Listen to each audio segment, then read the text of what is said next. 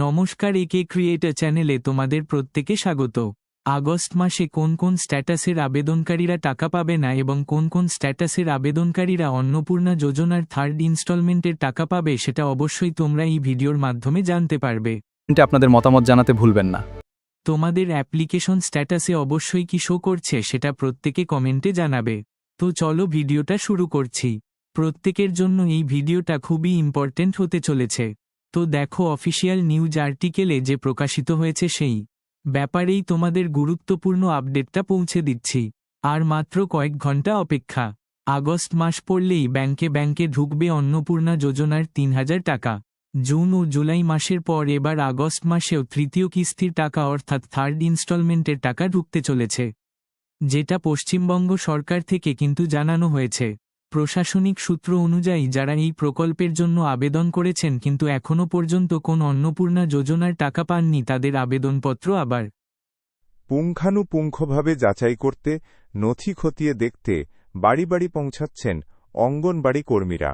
অর্থাৎ দেখো, তোমাদের যাদের ভেরিফিকেশন হয়ে গেছে তাদের কিন্তু আবার ভেরিফিকেশন হচ্ছে, যেহেতু ১ আগস্ট থেকে আবার থার্ড ইনস্টলমেন্টের টাকা দেওয়া শুরুটা হবে।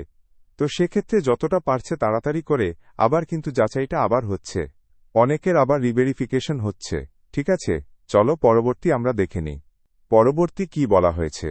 পরবর্তী হচ্ছে আগস্টে কোন স্ট্যাটাসের আবেদনকারীরা ৩,০০০ টাকা পাবেন। ভালো করে বুঝে নাও, কোন স্ট্যাটাসের আবেদনকারীরা ৩,০০০ টাকা পাবেন। সরকারি সূত্রে বলা হয়েছে অন্নপূর্ণা যোজনায় যাদের স্ট্যাটাসে খুব গুরুত্বপূর্ণ এই পাঠটা। ঠিক আছে, অন্নপূর্ণা যোজনায় স্ট্যাটাসে যাদের বর্তমানে আন্ডার প্রসেস, আন্ডার ইনকোয়ারি এবং রিজেক্টেড দেখাচ্ছে তাদের অনেকেরই নথি ফের যাচাই করা হচ্ছে। অর্থাৎ তোমার যদি আন্ডার প্রসেস দেখায় তোমাদের ফর্ম কিন্তু আবার রিভেরিফিকেশন করা হচ্ছে। আন্ডার ইনকোয়ারি যাদের হয়েছে তাদেরও কিন্তু রিভেরিফিকেশন করা হচ্ছে। যাদের রিজেক্টেড দেখিয়েছে তাদেরও কিন্তু রিভেরিফিকেশন করা হচ্ছে।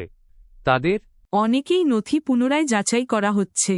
যাচাইয়ে যদি সবকিছু ঠিক থাকে তবে আবেদনকারীর স্ট্যাটাসে আপডেট করা হবে এবং স্ট্যাটাস ভেরিফাইড থাকবে। অর্থাৎ তোমাদের যদি সবকিছু ঠিকঠাক থাকে, যদি মানে রিভেরিফিকেশন করার পরে যদি সবকিছু একদম ওকে থাকে, তাহলে তোমাদের স্ট্যাটাসে কি থাকবে? ভেরিফাই থাকবে। ভেরিফাই এই লেখাটা তোমাদের থাকবে। ওকে দেখালে তবেই যজ্ঞ বলে শিলমোহর পড়বে। সেই আবেদনকারীর নামের পাশে তারপরেই টাকা পাঠানোর প্রক্রিয়া শুরু হবে। তারপরেই তোমাদের ট্রেজারি থেকে ডিবিটির মাধ্যমে টাকা পাঠানো শুরু হবে। তো এই হচ্ছে মেন প্রক্রিয়া। তো কাদের কাদের স্ট্যাটাসে কি শো করছে অবশ্যই তোমরা কমেন্টে প্রত্যেকে জানাবে। এবার চলে যাচ্ছি পরবর্তী, সেটা হলো আগস্টে কারা অন্নপূর্ণা যোজনার ৩,০০০ টাকা পাবে না, এটা ভালো করে বুঝে নাও।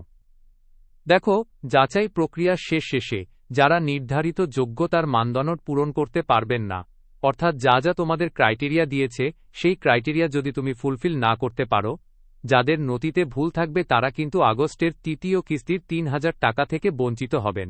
একদম স্পষ্টভাবে কিন্তু উল্লেখ করা রয়েছে। সেক্ষেত্রে যদি ভেরিফিকেশনের পরেও আপনার স্ট্যাটাসে রিজেক্টেড থাকে, দেখেন সে অ্যাকাউন্টে টাকা ঢোকেনি, তাহলে বুঝতে হবে অন্নপূর্ণা যোজনার টাকা পাওয়ার জন্য যোগ্যতার মানদণ্ডে আপনি আটকে গিয়েছেন। তাহলে এই ক্ষেত্রে বোঝা যাচ্ছে যে ক্রাইটেরিয়া তোমাদের ফুলফিল করতে হবে এবং যাদের রিজেক্ট হয়ে যাবে মানে একটা ভেরিফিকেশন হচ্ছে, তারপরে যদি তোমার আন্ডার ইনকোয়ারি থাকে তোমাদের একটারই ভেরিফিকেশন হচ্ছে এবং এই রিভেরিফিকেশন হওয়ার পরে তারপরে যদি আবার তারা দেখে যে তোমাদের ফর্ম কোনোরকমভাবেই গ্রহণযোগ্য নয়, তুমি সেই ক্রাইটেরিয়াগুলো ফুলফিলই করতে পারছো না, তাহলে তোমাদের ফর্মকে রিজেক্ট করে দেওয়া হবে। এবং সেটাই কিন্তু এই নোটিশে উল্লেখ করা রয়েছে যে যাদের তাদের বয়স ২৫ থেকে ৬০ বছরের মধ্যে তারা এলিজিবল রয়েছে। তুমি যদি একজন গভর্নমেন্ট এমপ্লয় হয়ে থাকো, তুমি যদি পেনশন হোল্ডার হয়ে থাকো, তুমি যদি গভর্নমেন্ট আন্ডারটেকিং সংস্থায় কাজ করে থাকো, টিচিং বা নন টিচিং পজিশনে কাজ করে থাকো, তুমি কিন্তু মোটেই এলিজিবল নয়। তুমি যদি একজন ইনকাম ট্যাক্স পেয়ার হয়ে থাকো, তুমিও কিন্তু এলিজিবল নয়।